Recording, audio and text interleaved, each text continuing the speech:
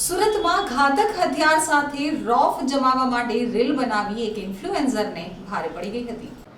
સુરતમાં દેશભરની વસ્તી વસવાટ કરે છે ત્યારે પરપ્રાંતિયો પોતાનો વટ પાડવા માટે ઘાતક હથિયારો લઈને ફરતા હોવાનું ઘણીવાર સામે આવતું હોય છે।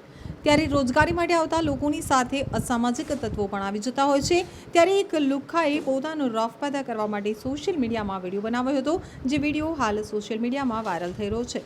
ઘાતક હથિયારો સાથેનો વિડીયો હાલ સોશિયલ મીડિયામાં વાયરલ થયો છે, તો લુખ્ખા તત્વો પોલીસને ખુલ્લેઆમ પડકાર ફેંકતા હોય તે રીતે ઘાતક હથિયાર સાથે રાખી યુવકે વિડીયો બનાવ્યો છે। સાગર માનસિક નામના ઇસમનો વિડીયો સોશિયલ મીડિયામાં વાયરલ થઈ રહ્યો છે। વિડીયો સોશિયલ મીડિયામાં વાયરલ થતાં લોકો કહી રહ્યા છે કે પોલીસનું કાયદાનું શાસન છે કે સાગર मानसिक જેવા ટપોરીઓનું।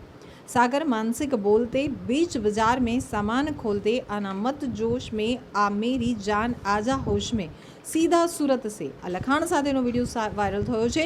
ત્યારે અગાઉ પણ પોલીસે આવા લુખ્ખા તત્વો સામેની શાન ઠેકાણે લાવી દીધી હતી। ત્યારે સાગર માનસિકની માનસિક સ્થિતિ કેટલી ઝડપથી સુધરે છે તે પણ જોવું જ રહ્યું। સાગર માનસિક દ્વારા રેમ્બો ચાકુ વડે રીલ્સ બનાવવામાં આવી હતી। પોલીસને ખુલ્લેઆમ ચેલેન્જ કરતા સાગર માનસિકને માફી મંગાવવામાં આવી છે। સુરતમાં બેફામ બને લુખ્ખા તત્વોને ચેતવણી આપતી સુરત પોલીસ કાયદામાં રહેશો તો જ ફાયદામાં રહેશોની ચેતવણી આપી રહી છે। અહીં સુરત પોલીસની સરાહનીય કામગીરી સામે આવી છે। मुझसे बहुत बड़ी गलती हो गई कि मैंने मेरे आईडी से गुंडागर्दी वाला वीडियो छोड़ा और आज के बाद ऐसा मेरे आईडी से कोई भी वीडियो नहीं आएगा जिससे कि पब्लिक को तकलीफ हो या पब्लिक को खराब लगे।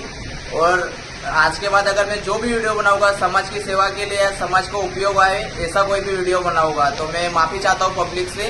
मैं पब्लिक से माफ़ी चाहता हूँ कि मेरी वजह से आपको जो भी तकलीफ हुई है उसके लिए मुझे माफ़ कर दो। आज के बाद ऐसा